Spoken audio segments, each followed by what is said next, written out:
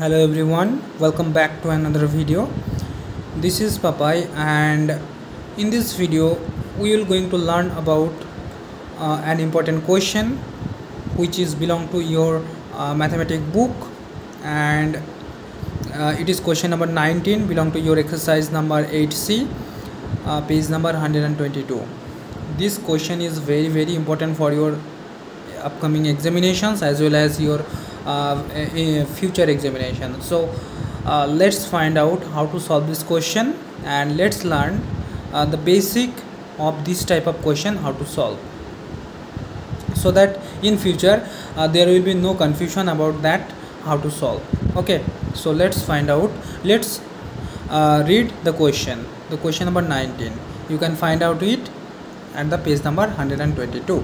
So let's read the question. A man buys a plot of land at rupees 3,60,000. He sells 1/3 of the plot at a loss of 20%. Again, he sells 2/3 of the plot left at a profit of 25%. Now, at what price should he sell the remaining plot in order to get a profit of 10% of the whole? So দেখো, কোয়েশ্চেনটা very easy. কোয়েশ্চেনটা বলেছে 3,60,000-এ তিনি একটা plot কিনেছেন এবং 1/3 পার্টটা তিনি 20% লসে বিক্রি করেছেন, এবং 2/3 পার্টটা তিনি 2/3 পার্টটা যে বাকি পড়ে থাকলো তার 2/3 পার্টটা তিনি 25% প্রফিটে বিক্রি করেছেন। তাহলে অ্যাটলিস্ট যে পার্টটা এখন পড়ে থাকবে, রিমেইনিং পার্ট, সেই পার্টটার কত টাকায় তিনি বিক্রি করবেন যাতে করে 10% ওভারঅল তার প্রফিট হবে। সো দেখো, ফার্স্ট অফ অল তিনি যে টোটাল প্লটটা কিনেছেন তার কস্ট প্রাইস পেয়ে যাব। So let's find out the cost price of the plot. কত হবে? 3,60,000। নেক্সট দেখো, উনি কিন্তু টোটাল 3,60,000 রুপিজের যে প্লটটি কিনেছিলেন তার উপরে 10% গেইন করতে চেয়েছেন। অর্থাৎ তাহলে সেল প্রাইস কত হবে? কস্ট প্রাইস থেকে সেল প্রাইস বের করার নিয়মটাই হচ্ছে কস্ট প্রাইসের সঙ্গে যদি প্রফিট হয় অ্যাড করতে হয়, এবং যদি লস হয় মাইনাস করতে হয়, এবং যে পার্সেন্টেজটা থাকে সেই ভ্যালুটা। তাহলে দেখো, 3,60,000-এর সঙ্গে 3,60,000-এর 10% আমি অ্যাড করে দিলাম, তার মানে প্রফিট হয়ে গেল। সো প্রফিট কত হলো? এটার সঙ্গে 3,60,000-এর সঙ্গে 36,000 অ্যাড করলাম, পেয়ে গেলাম 3,96,000 রুপিস। এটা ওনাকে ওভারঅল ওনার সেল প্রাইস, অর্থাৎ এই টাকাতে ওনাকে বিক্রি করতেই হবে, তবেই কিন্তু উনি 10% গেইন করতে পারবেন। এবারে আসি যে তিনি তার যে জমিটা ছিল ওটাকে প্লট করে তিনি বিক্রি করেছিলেন। তো ফার্স্টে 1/3 পার্ট তিনি বিক্রি করবেন। Now the cost price for 1/3 of the plot. তাহলে দেখো, 1/3 যে পার্টটা ছিল না, সেই পার্টটার কস্ট প্রাইসটা কত দাঁড়াবে? দেখো, ওভারঅল ভ্যালু যদি 3,60,000 হয় না, তাহলে তার 1/3 পার্টের কস্ট প্রাইস কত দাঁড়াবে? 1/3 দিয়ে মাল্টিপ্লাই করলে হয়ে যাবে।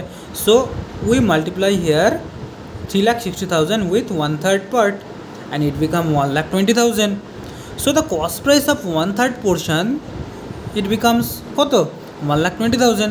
ঠিক আছে, এবার দেখো সেলিং প্রাইসটা তাহলে এবার কত দাঁড়াবে? এখানে তো বলেইছে যে লস করেছে। লস কত? 20%। তাহলে 1,20,000-এর ওপরে 20% লস করলে মাইনাস করে দেবো, and then it will become 1,20,000 থেকে 24,000 মাইনাস করবো, অ্যান্ড ইট বিকামস আলটিমেটলি 96,000। তার মানে 1/3 পোর্শন যেটা প্লটের ছিল উনি 96,000-এ বিক্রি করেছেন। এবারে দেখো কোশ্চেনে আসি। কোশ্চেনে কি বলেছে? Again he sells 2/3 of the plot left. দেখো, লেফট বলেছে। দেখো, টোটাল প্লটটাকে আমি 1 ধরতে পারি, সেখান থেকে 1/3টা চলে গেছে, তার মানে 1 থেকে 1/3 মাইনাস করলে কত দাঁড়াবে? 2/3।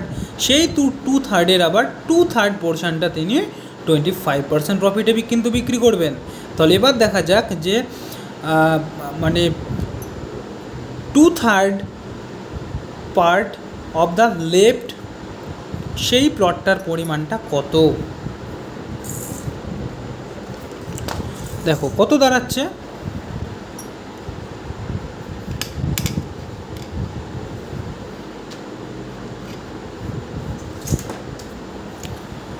নাও 2/3 of the left plot area is equal to কত দাঁড়াবে? 1 থেকে 1/3 মাইনাস চলে গেল, সেই পার্টটার 2/3। এটা কিন্তু total part of initial area. দেখো ইনিশিয়াল এরিয়া যতটা ছিল না, সেই ভাগের কত ভাগ যে যে লেফট পার্টটা পড়ে থাকলো সেটা এটা, তার 2/3 এটা। তাহলে এই ভাগটা কিন্তু ইনিশিয়াল এরিয়ার সঙ্গে সম্পর্কিত, অর্থাৎ যেখানে যে 4/9টা বের হলো 4/9, এই ভাগটা কিন্তু ইনিশিয়াল এরিয়ার 4/9 ভাগ। অর্থাৎ ইনিশিয়াল এরিয়া যদি 9 ভাগ হতো, তার মানে 2/3 অফ দ্য লেফট পার্ট বলতে বোঝাচ্ছে 4/9। বোঝা গেল তো? এটা কিন্তু ইনিশিয়াল এরিয়া 4/9। তাহলে ইনিশিয়াল এরিয়াতে কত টাকা কস্ট প্রাইস ছিল? অবশ্যই 3,60,000। তাহলে দেখো 3,60,000-এর 4/9 পার্টটা কত টাকা হয়? 1,60,000। It means it become cost price of 49 part of plot area. কত দাঁড়ালো? 1,60,000। এই পার্টটার আবার কিন্তু আমি এবার সেলিং প্রাইস বের করতে পারবো, কারণ আমাকে প্রফিট হয়েছে না লস হয়েছে সেটা বলা আছে এবং পার্সেন্টেজটাও বলা আছে। কি বলেছে? প্রফিট হবে 25%। তার মানে 1,60,000-এর সঙ্গে 1,60,000-এর 25% আমি অ্যাড করে দেবো। কত দাঁড়ালো? 1,60,000-এর সঙ্গে 4,000 অ্যাড হবে, ইট উইল বিকাম 2 lakhs। ওকে, তাহলে দেখো এই যে 2 lakhs টাকাটা দাঁড়ালো, এটা কিন্তু তার সেলিং প্রাইস। এবং আগে সেলিং প্রাইস কত হয়েছিল 1/3 পার্টের? 96,000। তার মানে টোটালি সেলিং প্রাইস কত দাঁড়ালো? 2,96,000।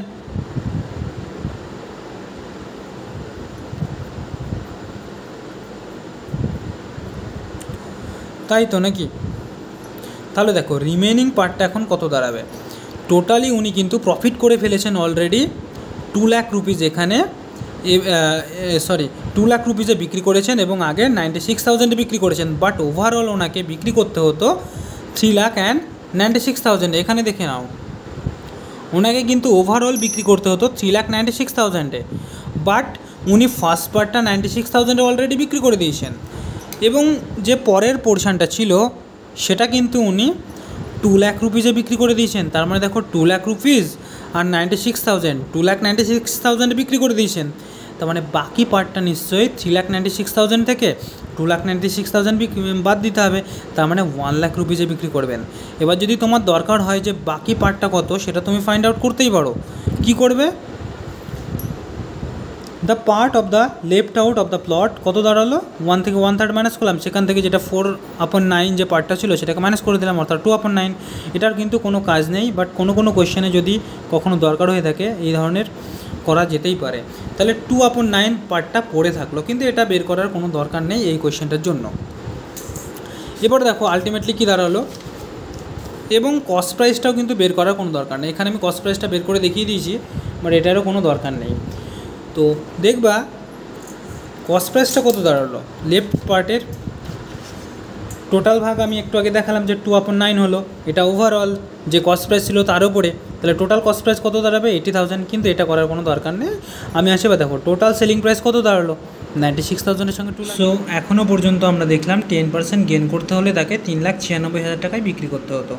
বাট ফার্স্ট পোর্শন তিনি 96,000 টাকায় বিক্রি করেছেন এবং সেকেন্ড পোর্শনটা তিনি 2 লাখ টাকায় বিক্রি করেছেন। অর্থাৎ টোটালি উনি কত টাকায় বিক্রি করেছেন? ফার্স্টের দুটো পার্ট 2,96,000, ঠিক আছে। বাট ওভারঅল উনি তো বিক্রি করবেন 3,96,000-এ। তার মানে বাকি যে পার্টটা পড়ে থাকবে উনি কত টাকায় বিক্রি করবেন? Hence the left out of the plot has to B sold at 3 lakh. Total যে ওনার সেলিং প্রাইস ছিল সেখান থেকে বাকি যে দুটো ফ্র্যাকশনাল